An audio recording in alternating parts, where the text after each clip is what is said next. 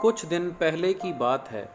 मैंने अपने बच्चों की गवर्नेंस जूलिया को अपने पढ़ने के कमरे में बुलाया और कहा, बैठो जूलिया, मैं तुम्हारी तनख्वाह का हिसाब करना चाहता हूँ। मेरे ख्याल से तुम्हें पैसों की ज़रूरत होगी और जितना मैं तुम्हें अब तक जान सका हूँ, मुझे लगता है तुम अपने आप कभी अपने पैसे नहीं मांगोगी, इसलिए मैं खुद ही तुम्हें पैसे देना चाहता हूँ। हाँ, तो तुम्हारी तनख्वाह 30 रूबल महीना तय हुई थी ना? जी नहीं, 40 रूबल, जूलिया ने दबे स्वर में कहा। नहीं भाई, 30। मैंने डायरी में नोट कर रखा है। मैं बच्चों की गवर्नेंस को हमेशा 30 रूबल महीना ही देता आया हूँ। अच्छा, तो तुम्हें हमारे यहाँ काम करते हुए 2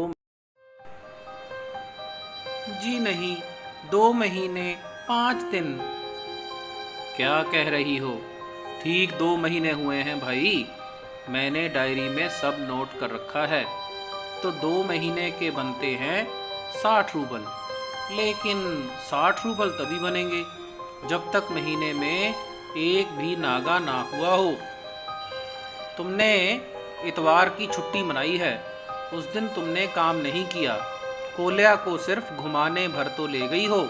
इसके अलावा तुमने 3 छुट्टियां और ली हैं। जूलिया का चेहरा पीला पड़ गया।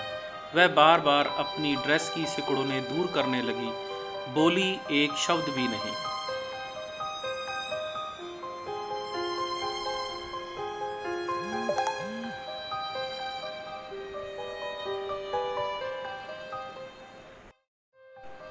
हाँ, तो 9 इतवार और 3 छुट्टियां, यानी 12 दिन काम हुआ।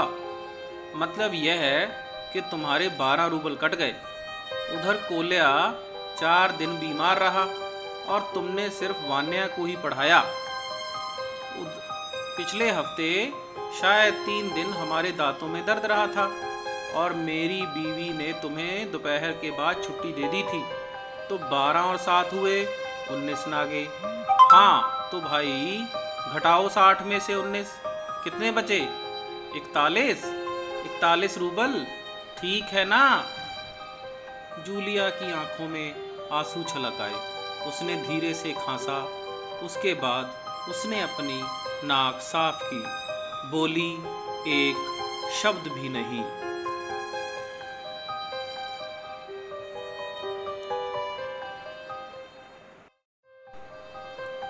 हाँ, याद आया, मैंने डायरी देखते हुए कहा। 1 जनवरी को तुमने चाय की प्लेट और प्याली तोड़ी थी। प्याली बहुत कीमती थी, मगर मेरे भाग्य में तो हमेशा नुकसान उठाना ही बदा है। चलो, मैं उसके 2 रूबल ही काटूंगा। अब देखो, उस दिन तुमने ध्यान नहीं रखा और तुम्हारी नज़र बचाकर कोल्या पेड़ पर चढ़ गया था और वहाँ खरोच लगकर उसकी जैकेट फट गई। 10 रूबल उसके कट गए। इस तरह तुम्हारी लापरवाही के कारण नौकरानी ने वान्या के नए जूते चुरा लिए। अब देखो भाई, तुम्हारा काम बच्चों की देखभाल है, तुम्हें इसी के पैसे मिलते हैं। तुम अपने काम में ढील दोगी तो पैसे कटेंगे या नहीं? मैं ठीक कह रहा हूँ ना? तो जूतों के लिए 5 रूबल और कट गए। और हाँ, 10 जनवरी को मैंने तुम्हें 10 रूबल दिए थे। जी नहीं, आपने मुझे कुछ नहीं, जूलिया ने दबी जबान से कहना चाहा।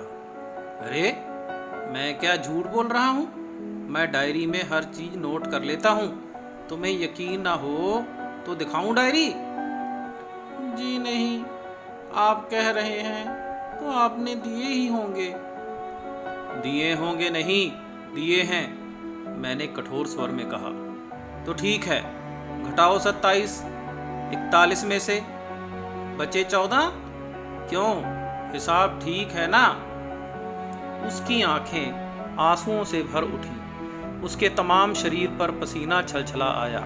कांपती आवाज में वह बोली, मुझे अभी तक एक ही बार कुछ पैसे मिले थे और वे भी आपकी पत्नी ने दिए थे, सिर्फ 3 रूबल, ज्यादा नहीं। अच्छा, मैंने स्वर में आश्चर्य भरकर कहा। और इतनी बड़ी बात तुम्हारी मालकिन ने मुझे बताई तक नहीं। देखो, हो जाता ना अनर्थ। खैर, मैं इसे भी डायरी में नोट कर लेता हूँ। हाँ, तो 14 में से 3 और घटा दो, बचते हैं 11 रूबल।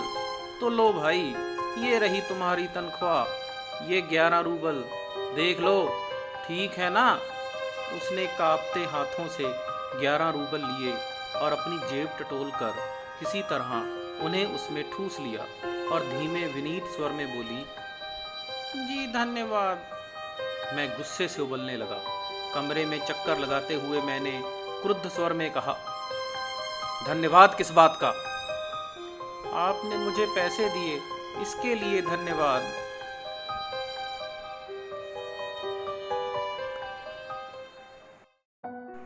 तुम मुझे धन्यवाद दे रही हो, जबकि तुम अच्छी तरह जानती हो कि मैंने तुम्हें ठग लिया है।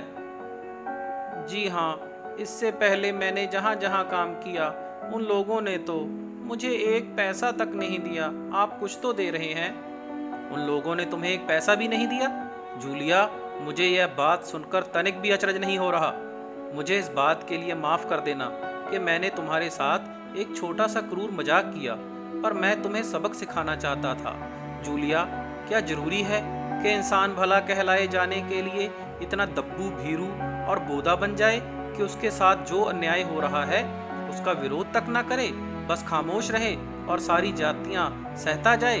मत भूलो जूलिया कि इस संसार में दब्बू और बोदे लोगों के लिए कोई जगह नहीं है, कोई जगह नहीं है। इस हृदयहीन संसार से लड़ना ही होगा।